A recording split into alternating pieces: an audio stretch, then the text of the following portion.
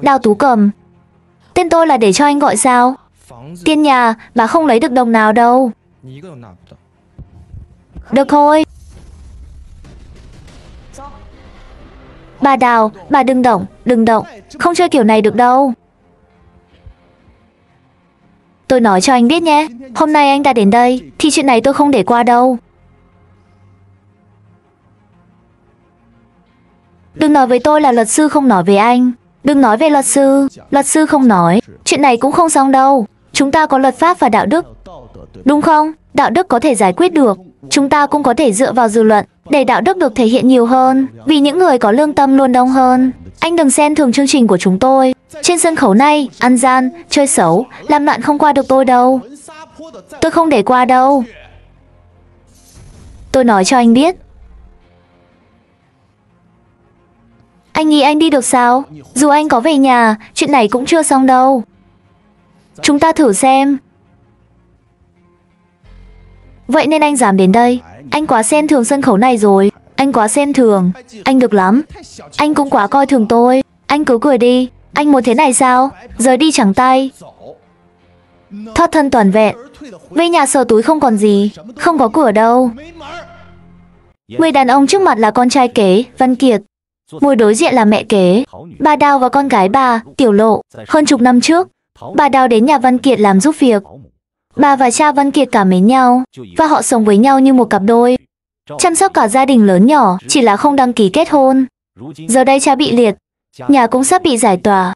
Văn Kiệt lúc này muốn đuổi bà Đào đi. Vậy rốt cuộc chuyện gì đã xảy ra, khiến các khách mời tức giận đến vậy? Nhưng giờ tình trạng của cha tôi thế này. Sau 20 năm bị bại não, sức khỏe của cô Đào cũng ngày càng tệ đi. Không còn như trước nữa. Ý của tôi là cô Đào và con gái cô ấy, đưa con gái cô ấy đi, đưa cô ấy đi, rồi tôi sẽ thuê người giúp việc chăm sóc cha tôi. 10 năm qua, bà ấy là người giúp việc. Giữa chủ nhà và người giúp việc, dù có tình cảm, nhưng giờ tình trạng chủ nhà đã thay đổi.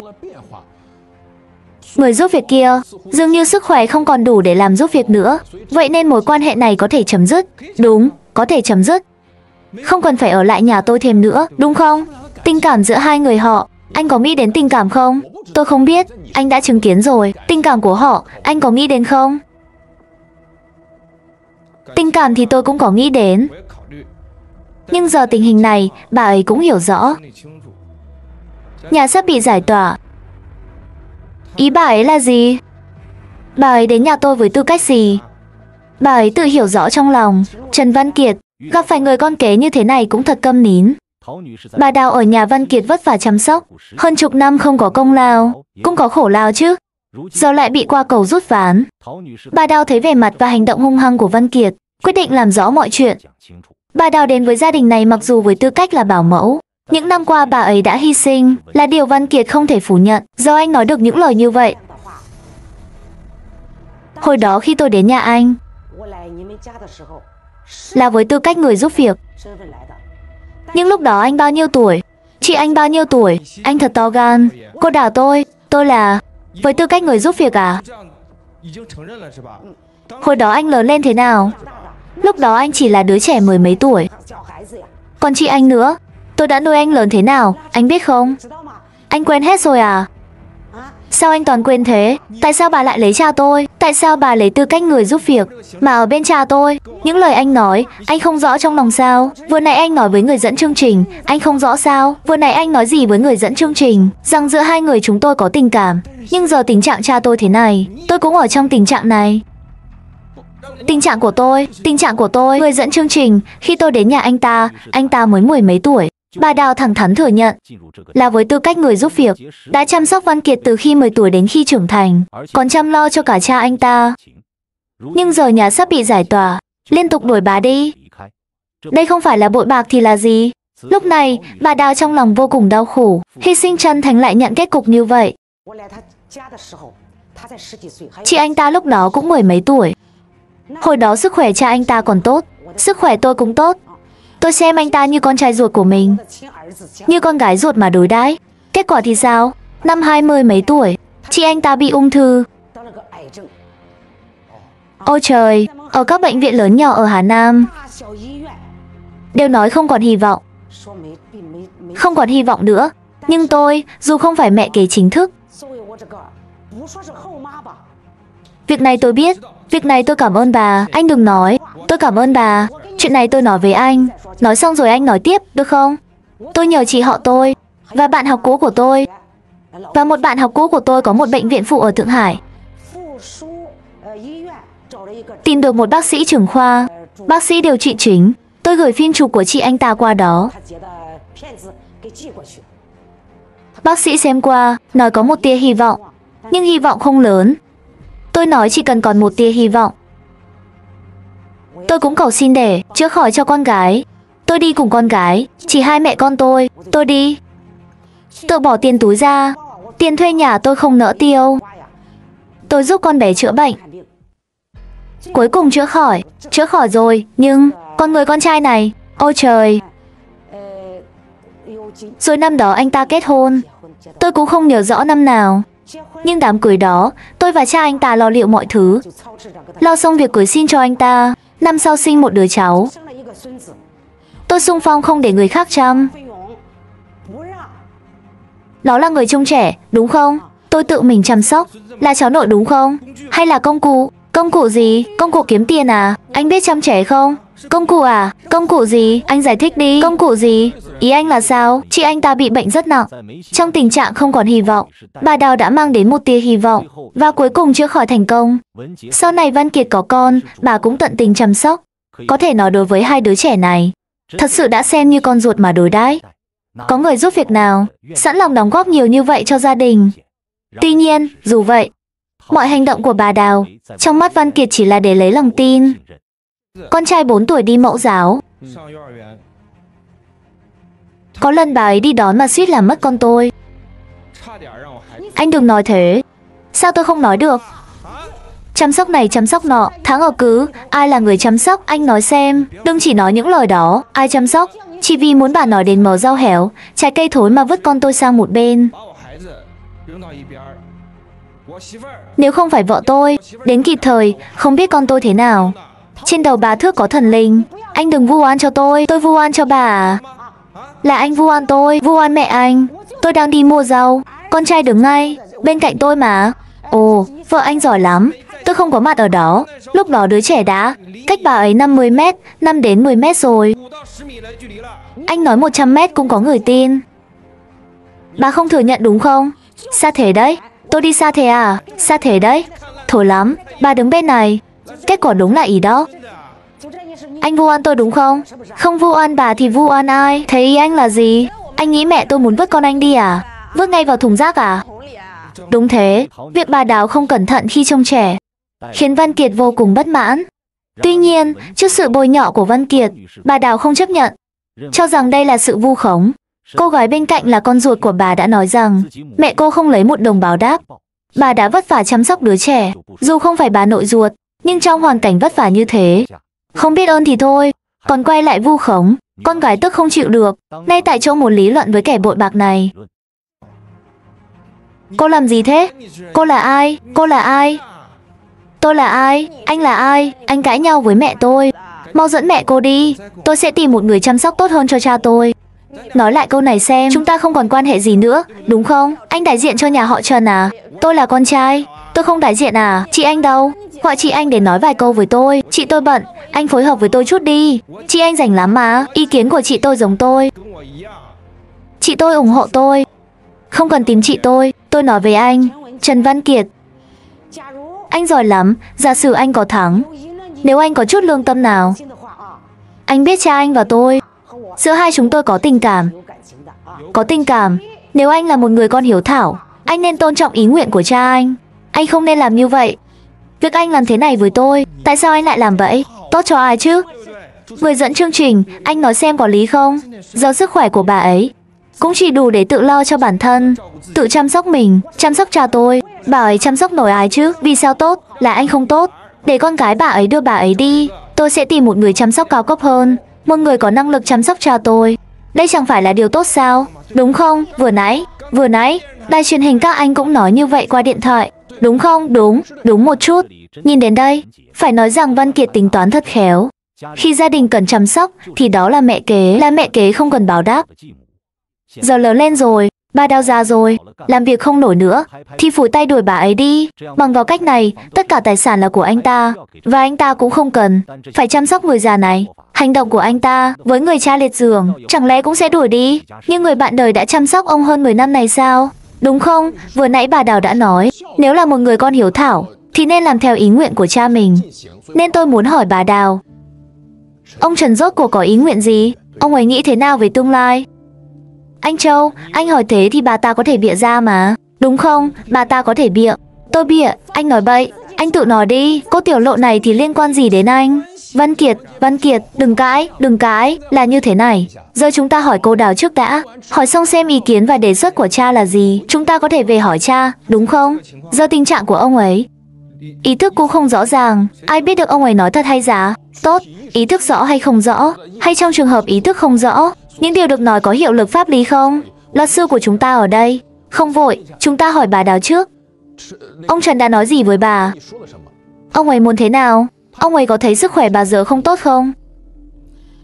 Không, ông ấy không nói thế. Ông ấy thế nào? Ông ấy luôn cảm thấy sức khỏe tôi tốt, tôi có thể chăm sóc ông ấy. Ông ấy vẫn muốn ở bên bà, có phải không? Bà cũng muốn ở bên ông ấy. Chắc chắn rồi. Bà Đào cho rằng bà và ông Trần rất ân ái. Hai người đã ở bên nhau hơn 10 năm. Đối mặt với việc Văn Kiệt liên tục thúc ép, lý do bà Đào không muốn rời đi cũng là vì người bạn đời. Vì gia đình này, bà sẵn sàng bỏ tiền ra, thậm chí giấu con gái mình hơn 10 năm. Nhưng dù bà Đào nói thế nào, Văn Kiệt vẫn cho rằng bà Đào chỉ vì tiền nhà, vì căn nhà mà bịa ra những lời này. Chắc chắn là vì tiền. Anh nói tôi vì tiền. Sao lại vì tiền? Trần Văn Kiệt, anh là đồ vô lương tâm.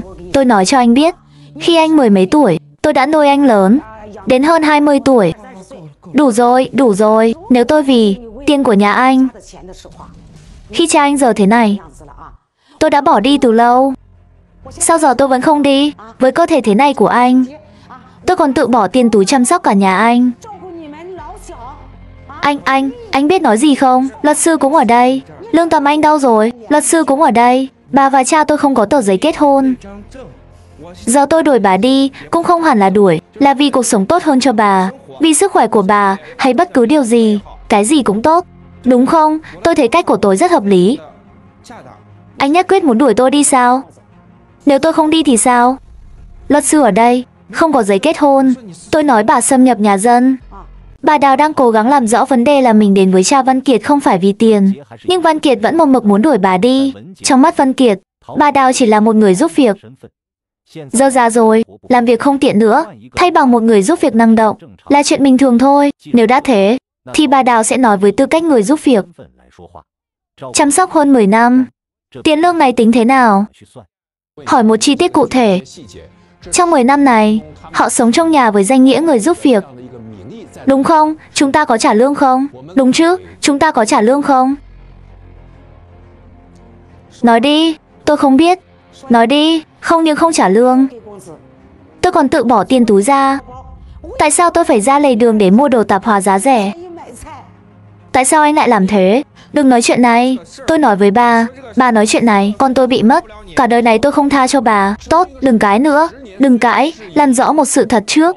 10 năm, dù là với danh nghĩa người giúp việc và chủ nhà, đó là trong mắt Văn Kiệt. Nhưng trong mắt bà Đào, tôi không lấy một đồng nào. Chúng tôi chỉ đang sống với nhau. Đúng không? Chỉ là không có giấy kết hôn. Đúng vậy, tốt rồi. Khi nhắc đến việc trả tiền cho bà Đào, liền lập tức giả ngốc. Không muốn trả tiền, lại muốn bà Đào chăm sóc nhà mình miễn phí. Mọi lợi ích đều bị Văn Kiệt tính hết. Bà Đào chăm sóc người bạn đời liệt giường, đi siêu thị mua đồ rẻ, chăm sóc 2 đứa trẻ, chỉ muốn yên tâm sống với người bạn đời. Sao lại bị người con kế này không thuận mắt? Mà bà Đào bị động như vậy, cũng vì không có tờ giấy kết hôn giải thích mọi chuyện. Vậy nếu quan hệ giữa hai người tốt như thế, tại sao không đi đăng ký kết hôn? Sao lại không đăng ký kết hôn? Con cái không đồng ý. Cha làm khó lắm, tôi đã nói rồi, chỉ cần hai chúng tôi có tình cảm thì chỉ là một tờ giấy thôi mà. Có hay không cũng chẳng sao. Văn Kiệt và chị anh ta không đồng ý cuộc hôn nhân này. Hôn sự, giờ có thể hỏi anh ta, có phải vậy không? Văn Kiệt, vừa nãy anh nói với tôi là bà ấy đến với tư cách người giúp việc. Hay anh thấy hai người họ có tình cảm, muốn đăng ký kết hôn, nhưng anh không cho phép. Văn Kiệt có cho phép không? Chuyện này chúng ta không nói đúng sai, chúng ta nói sự thật.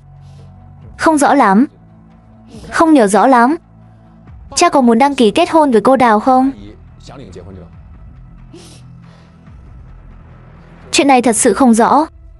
Không rõ lắm. Vậy ý kiến của anh là gì? Ví dụ nhé, giờ chúng ta về hỏi cha. Họ giờ muốn đăng ký kết hôn.